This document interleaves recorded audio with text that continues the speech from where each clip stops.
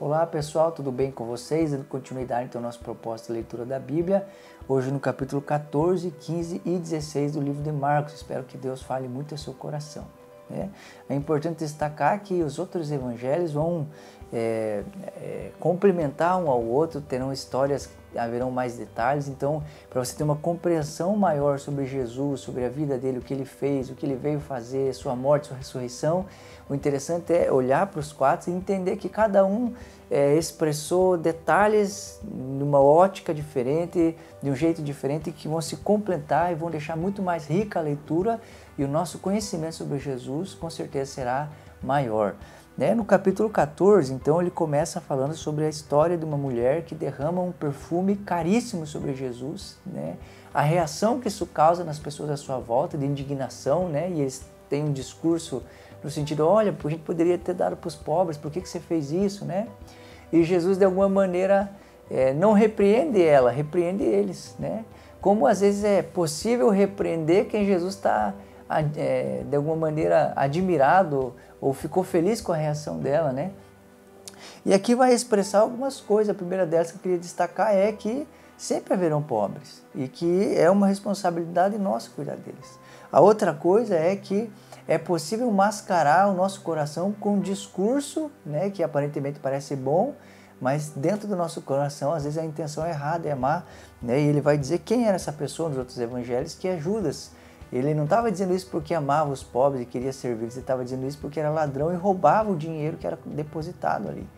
Então a preocupação dele era com ele, consigo, em pegar o dinheiro, E não necessariamente com os pobres, mas o discurso mascarou aquilo que ele queria dizer ou expressar, Outra coisa que eu queria destacar também é a reação que Jesus causa nas pessoas, Jesus desperta nas pessoas ou o desejo de honrar e viver para ele, ou totalmente ao contrário, Os líderes religiosos queriam matar Jesus, queriam que ele morresse, queriam tirar a vida dele.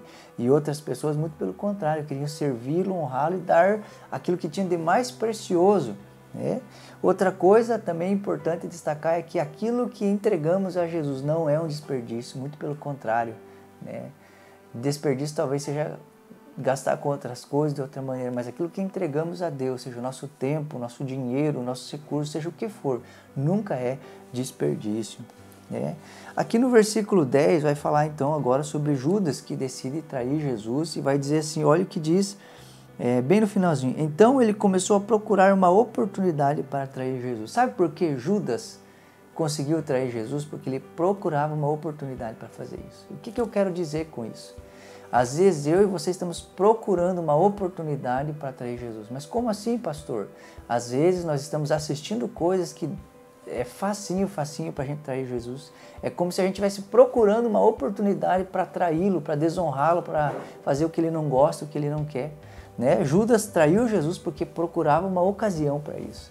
Que eu e você possamos andar vigilantes e cuidando para que não venhamos trair Jesus nas nossas ações, às vezes no nosso próprio quarto, às vezes no nosso trabalho, mas precisamos fugir de situações que podem ocasionar uma traição ao nosso Senhor. Aqui começa então a última ceia, o último momento onde Jesus ia se reunir com seus discípulos aqui, E eu queria repartir com você alguns princípios de comunhão, porque a ceia, se tem algo que é evidenciado na ceia, é a comunhão, é o estar junto, é o comer junto, E a primeira coisa é que eles separaram um lugar. Outra coisa importante é que eles não deixaram para preparar esse lugar na hora, mas foi preparado antes, Havia comida e eles estavam sentados numa mesa, ou seja, havia relacionamento, conversa, bate-papo, E a comida já era isso. Se você quer ter comunhão com alguém, quero te dar um conselho. Marque uma janta, marque um café, marque de comer junto com essa pessoa, de sentar à mesa com ela. Para nós, talvez isso não seja tão importante, mas para o judeu, sentar na mesa tinha a ver com amizade, com eu quero me relacionar com você. Por isso que os homens se escandalizavam quando Jesus se assentava para comer com publicanos e pecadores, porque Jesus estava dizendo sem falar nada, eu quero ter comunhão com vocês, Então, alguns princípios de comunhão importantes, Comer junto, outra coisa. O que Jesus falou enquanto estava à mesa? Ele falou a verdade, Isso é muito importante, se assentar com pessoas dispostas a falar a verdade. Jesus falou, né? Olha, quero dizer a verdade para vocês, um de vocês vai me trair, né? Outra coisa importante sobre sentar à mesa e ter comunhão, né? Jesus estava se sentando à mesa com pessoas que iriam o trair, o abandonar e o negar diante dos homens. E isso, de alguma maneira, poderia ter gerado ofensa. Jesus poderia nem ter desejado se assentar com eles, muito pelo contrário. Jesus não se ofendeu com isso. Jesus teve um coração perdoador, Jesus teve um coração que entendia cada um. Isso é importante para nós termos comunhão, para sentarmos à mesa, entender que as pessoas muitas vezes nos ferirão, nos machucarão e irão ao contrário daquilo que nós temos a expectativa, mas por isso ter um coração perdoador, né, que entende o outro e que não se ofende, né? Então isso facilita a comunhão, facilita o relacionamento. E a outra coisa aqui também é que eles cantaram e agradeceram a Deus. Pensa num momento maravilhoso, se nós fizéssemos isso, preparássemos um dia, um lugar para nos reunirmos, falarmos da verdade, falarmos das coisas de Jesus, amarmos uns aos outros, independente, né, dos tropeços e dos erros, mas agisse com graça e misericórdia e misturado a tudo isso, louvor a Deus e cantarmos a Ele. Seria algo maravilhoso que nós possamos fazer isso sempre, né? Aqui outra coisa que eu queria destacar, no versículo 32, Jesus vai ao Getsemane e eu queria repartir com vocês o que Jesus fez quando estava angustiado, passando por um momento difícil. A primeira delas é que ele levou consigo Pedro, Tiago e João, né? E ele se expressa para eles: olha, eu estou sentindo isso, estou passando por isso, né? Outra coisa é que ele orou. Ele não somente orou, ele orou de maneira perseverante, né? E ele não somente orou, mas ele orou ao Pai. E ele disse o que pensava: Pai, se possível, passa de mim esse cálice, né? Mas ele se submete no final à vontade de Deus. Isso é importante. Talvez você esteja passando um momento de angústia, né? Então chame pessoas para estar com você, se abra com elas, seus amigos, pessoas chegadas. Outra coisa é ore, e ore de maneira perseverante. Ore também sabendo que você está orando ao seu Pai e tenha liberdade de falar com Ele o que você pensa e acha, mas também esteja disposto a submeter a sua vontade ao que Ele quer, que deseja, né? E logo em seguida aqui vai falar então, Judas, ele de certa maneira combina então com os líderes religiosos a maneira que ele entregaria ou demonstraria quem é Jesus, porque ele daria um beijo então a Jesus para mostrar quem era Jesus em meio aos discípulos. Isso mostra o quanto Jesus era humano, o quanto Jesus era parecido, o quanto Jesus realmente, o Verbo se fez carne e habitou entre nós, né? Ou seja, não tinha como saber quem era Jesus entre os discípulos, porque ele era tão judeu quanto qualquer um. Isso é maravilhoso, né? E aqui, pensando em tudo isso, em Jesus se tornar homem, vai começar agora o caminho da humilhação. E como assim o caminho da humilhação, né? Deus se esvazia de ser Deus, se torna um homem, né? E agora ele desce cada vez mais o degrau da humilhação, que vai até morte e morte de cruz, né? Porque a Bíblia diz: maldito todo aquele que for pendurado no madeiro, né? E tudo isso que Jesus fez foi por nós, por mim, por você. Jesus Cristo era o sacrifício que iria aplacar a ira divina. E é isso que nós vamos ver aqui agora, né?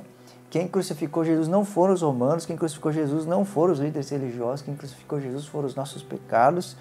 E em todo momento você vai perceber, né, um convite para Jesus de descer da cruz, dos líderes religiosos, dos próprios ladrões que estavam à volta dele. Desce daí, salvou a tantos e não pode salvar a si mesmo.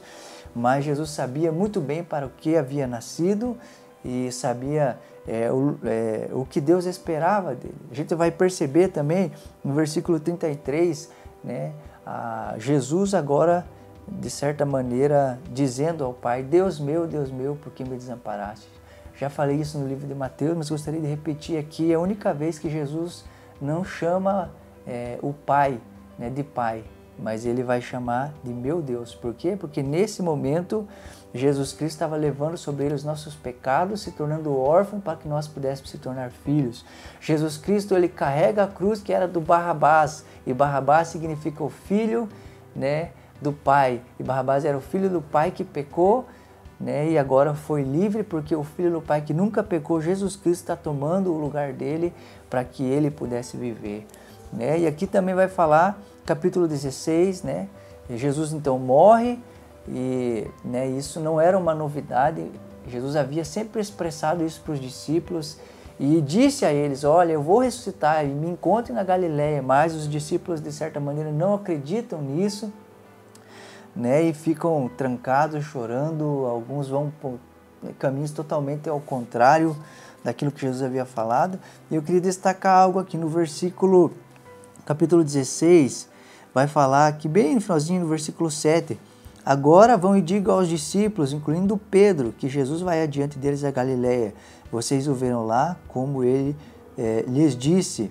Olha que coisa interessante, aqui já é o início da restauração de Pedro. Pedro havia negado Jesus, como você leu aqui, né? Havia chorado amargamente. Agora fique pensando no coração de Pedro, como ele talvez olhava para si, para o seu coração e pensava sobre tudo aquilo que aconteceu. Mas aqui já é o início, né? Um convite de Jesus para dizer: Pedro, né? Eu quero estar com você, Pedro. Pedro, vamos lá, nós vamos ter esse tempo junto ainda. Um convite de Jesus a Pedro, e nos outros evangelhos você vai ver esse encontro dos dois maravilhoso de restauração, e não apenas de restauração, mas Jesus Cristo confiando a Pedro responsabilidades grandiosas. Versículo 9 também vai falar algo interessante. Quando Jesus ressuscitou dos mortos, no domingo de manhã, bem cedo, a primeira pessoa que ouviu falar foi Maria Madalena, a mulher de quem ele havia expulsado 7 demônios. E lendo isso eu me lembrei de um texto da Bíblia que diz: quem muito é perdoado, muito ama. Essa mulher, todo o tempo próxima a Jesus, ela foi até o túmulo de Jesus e Jesus aparece para ela, foi a primeira pessoa a ver Jesus, né? E tudo isso demonstra seu amor, sua paixão por Jesus. E por quê? Porque foi muito liberta. Porque Jesus tirou ela de uma vida muito deturpada, errada. Então, esse amor dela por Jesus está muito relacionado ao que Jesus fez por ela e da onde Jesus a tirou, né? Da onde você saiu? Da onde Jesus tirou você? Será que o seu amor por Jesus é como o de Maria Madalena? Alguém que ama muito porque entende o quanto foi perdoado? Eu até diria, né? Quanto mais nós entendermos o quanto fomos perdoados, mais o nosso amor por Jesus será grande. E aqui, Jesus lança então em face a incredulidade dos discípulos, né? Algo interessante destacar isso, meus irmãos. Os líderes religiosos colocaram gente para vigiar o túmulo porque, de certa maneira, acreditavam que Jesus ressuscitaria, mas os seus discípulos, a quem Jesus sempre expressava que iria morrer, mas ia ressuscitar, ia encontrar eles, de certa maneira, aqui, expressão da incredulidade. Mas algo interessante, Jesus os repreende, diz assim: e ele os repreendeu por sua incredulidade obstinada, pois recusaram a crer naqueles que tinham visto depois da sua ressurreição. Jesus lhes disse: vão ao mundo inteiro, anunciem as boas novas a todos, quem crer e for batizado será salvo, mas quem não crer será condenado. Olha que interessante, Jesus está repreendendo eles, né? Talvez se fosse eu chegaria: puxa vida, eu esperava mais, eu achei que vocês iam acreditar, como que eu vou deixar essa missão na mão de vocês? Mas Jesus não é como eu. Jesus acredita nesses homens, mesmo nos seus vacilos, nos seus tropeços, e os envia para pregar o evangelho a todas as pessoas, e diz: olha, e os sinais, né, acompanharão aqueles que creem. E ele fala aqui então sobre: em meu nome expulsarão demônios, falarão novas línguas, pegarão em serpentes sem correr perigo, se beberem algo venenoso não lhes fará mal, e colocarão a mão sobre os enfermos e eles serão curados. Quando o Senhor Jesus acabou de falar, ele foi elevado para o céu e sentou-se à direita de Deus. Os discípulos foram por toda parte e anunciaram a mensagem. E o Senhor cooperava com eles, confirmando-os com muitos sinais. Jesus aparece aos discípulos, os corrige seu coração, os envia ao mundo e eles vão. Eles vão e pregam o evangelho e o Senhor cooperava com eles. E essa é a nossa grande missão. Portanto, ide e pregar o evangelho. E queria terminar dizendo essas coisas. Eu e você temos um chamado de Deus, de Jesus Cristo, para irmos ao mundo e contarmos essa mensagem. E qual é a mensagem? Que Ele morreu, ressuscitou, está vivo e que um dia voltará. Que Deus te abençoe e que você seja um instrumento de Deus para ministrar o evangelho a muitas pessoas.